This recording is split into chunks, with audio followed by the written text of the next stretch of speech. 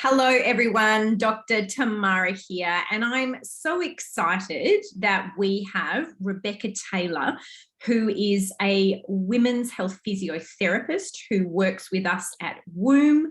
Beck is also a new mama to her beautiful little baby girl, and like the rest of us, is doing the mummy juggle. So, Beck, I would just love, because a lot of people don't really understand the difference between a general physiotherapist and perhaps a women's health physiotherapist. So in answering that question, can you talk a little bit about why you decided to go down this pathway? Oh, this is such a good question. So after my undergraduate training, I went to work in the Standard NHS in London, just outside of London, where you do all your rotations. And actually, women's health is not one of the rotations as a junior physio.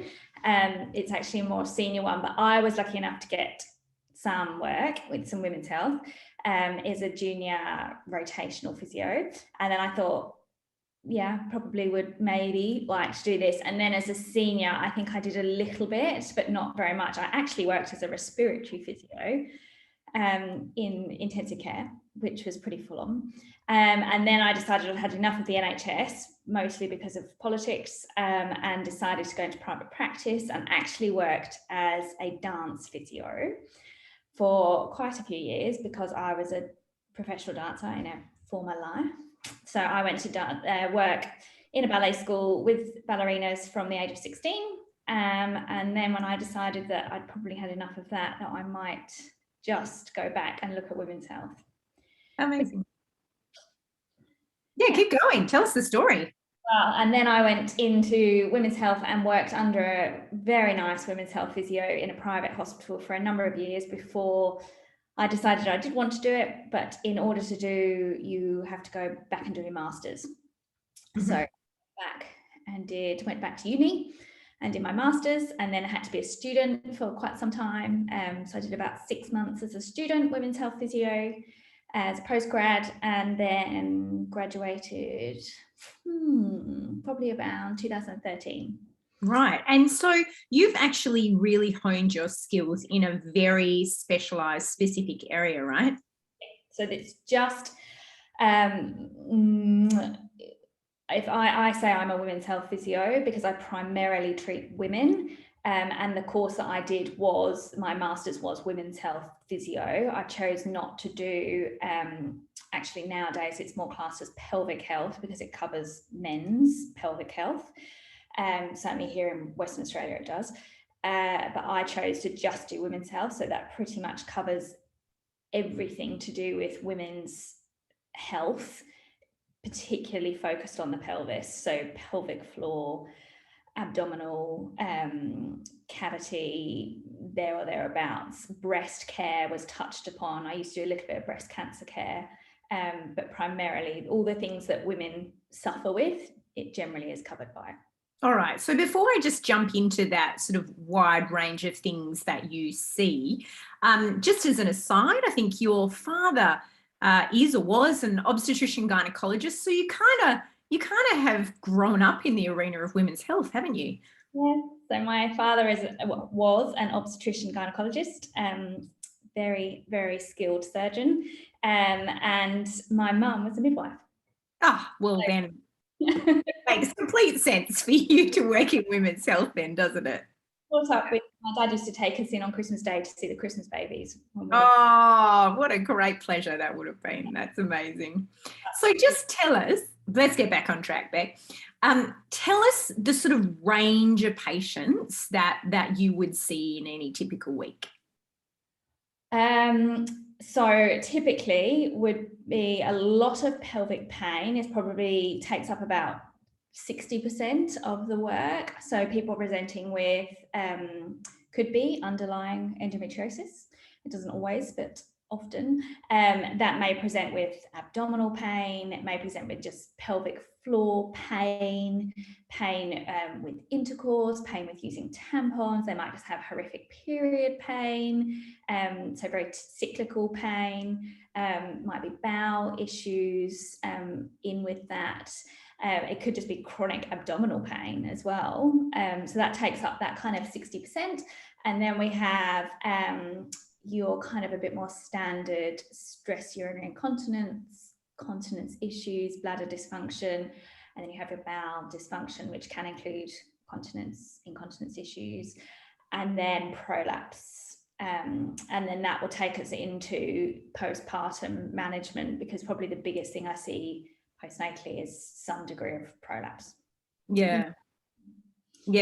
And you'll also see women in the menopause perhaps who might be having issues with pain, discomfort, dry vagina. So menopause will cover any and of all of those symptoms. That's probably being another one that creeps in there. Pain, big one. Pelvic pain with intercourse is probably the biggest. Yeah. Cause. And much like many of our other practitioners at Womb, you take that really holistic view. So obviously if someone is menopausal, you've got the opportunity to help that education around bone health and bowel health and gut health and so on. Yeah. And then we've got the beauty of having everyone else there. It should be with hormonal management, etc. Yeah, exactly. Well, that's where you and I often play off each other, is we've got that opportunity to just say, look, do we need to improve the integrity of the tissues? Do we need to bring in some hormonal management? Or even women who you're helping with their pelvic pain issues, whether or not we need to introduce some pain relief so they can do their physio really well. So that's one of the beauties about Womb, is you're right, we have that opportunity right there. So Beck, talk to us a bit about how women's health physio, just I guess as an aside, how a women's health physio is an important integration into the whole holistic care of a woman. I think sometimes it's the end point that with physio, whether it's ideally or not, but it often is the end point when we're trying to, for example, in some of our pelvic pain patients, we're trying to avoid surgery, or we've had surgery, but actually some of the neurological pain has been a bit embedded, and actually there's a lot of other underlying management issues. So whilst we can fix things as best we can with hormonal input, surgical input, sometimes there needs to be some relearning of muscle memory, there needs to be some release of tissues, there needs to be some education advice, because surgery will only fix sometimes the physical dysfunction, but often there's underlying learned behavior, I think, is probably the biggest thing that we're trying to fix from a physio point of view. So it just works really well because they'll follow that pathway through, potentially from surgery to pain management to hormonal management to then needing physio to be able to function. Yeah, I just sort of also thinking about that integration perhaps too with the psychologist around coping strategies for long-term pain. There's a lot of anxiety that is associated with our pain pathways as well. So the ability to work there too. Yeah, and then obviously we've got our wonderful dietitian, because I come across her a lot with the bowel dysfunction patients. So having someone on board for that is just invaluable. Yeah, it is. And Beck, you're part of our upcoming menopause workshop, which is starting in August.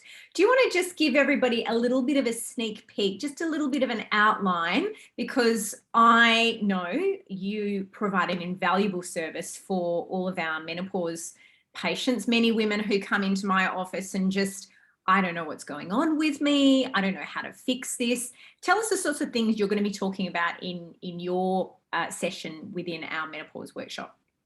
So I'm going to take care of all the stuff like the urinary incontinence side of things. So just speak about why that might be happening, both stress urinary incontinence and urge urinary incontinence. That will give us a bit of bladder health information. So I'm going to get people to calculate what their water intake should be, so that, because we've got some people that are drinking too much, some people not drinking enough, and then it will cover the bowel side of things, so bowel function, and then look at which might overlap a little bit with our dietitian, but good bowel health. And then I'm going to get my pessaries out so patients can actually see the pessaries and what we're using for prolapse management. And then I will also touch on lubrication a little bit, which I know we have our wonderful sexologist doing a little bit, but we also bring in some information about vaginal moisturization and stuff like that. So yeah, I love that. Wow, your session is going to be absolutely amazing. Part of our 6-session workshop, everything from dietetics to psychological health, as you said, sexology, and we've got long-term health management and also hormonal management. So it's going to be such an exciting, action-packed and evidence-filled session for a lot of women really wanting to understand menopause better. So Rebecca Taylor, thank you so much for your time today. Once again, you are such an important and integral part of the service we provide at Womb. We're very grateful to have you on board. And if you want to come and see Beck, make sure you ring up Womb, email Womb and make an appointment to come and see her. She's an incredible physio. Thanks, Beck, for your time. you. See ya.